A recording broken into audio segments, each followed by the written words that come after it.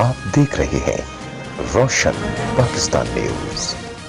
27 अक्टूबर 1947 के दिन कश्मीर पर जारी गासिबाना कब्ज़ा के खिलाफ सिविल सोसाइटी धाबेजी ठट्टा की जानिब से योम सयाह मनाया गया और भारत दहशतगर्द के खिलाफ नारेबाजी की गई। इस मौके पर मुकर्रिरीन मौलाना अब्दुल हफीज चांडियो, कारी Mohammad Fayaz दीशानी, comrade Ghulam Nabi Bloch, comrade अल्लाह बचाओ कलमती, खान मोहम्मद गौरी, मकबूल बलोच, रफ़ीक बलोच, हाफिज अब्दुल जब्बार अराई, अली नवाज भट्टी ने मीडिया को बताया कि भारत अपने मनफी और तासुबाना ज़हनियत से बाज नहीं आ रहा है। कश्मीर जो वादी जन्नत है को जहन्नम बना रखा है। 72 साल होने को है आज के दिन भारत दहशतगर्द ने कश्मीर के मजलूम मासूम शहरियों को महकूम बनाकर अपने शिकंजे में जकड़ रखा है। इस जालमाना इक़दाम पर अक़वाम मुत्तहिदा की खामोशी समझ से बालातर है। ऐसे में हुकूक के इस आलमी इदारे को अपना इल्मी किरदार अदा करना होगा।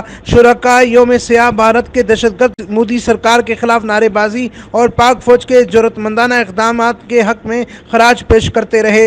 हमारे सरहदों में इतना मजबूत और चाक चौबंद अपनी ड्यूटी अदा कर रहा है, तो हमारे एक पाकिस्तान के एक आदमी का भी कुछ नहीं बिगाड़ सकता है। वहाँ के लोग जो कश्मीर में है, वहाँ इस वक्त फिर ज़लज़ला भी आ चुका है, लोग एक दूसरे के साथ राब्ते कर चुके हैं। हम पुरजोर ये अपील करते हैं अक़वाम मुत्तहिदा से कि कश्मीर के साथ जो जुल्म हो रहा है उसे फिर फौरी बंद किया जाए। की तौर पर भी ये जुर्म है, हम इस जुर्म को कभी इख्तियार नहीं कर सकते।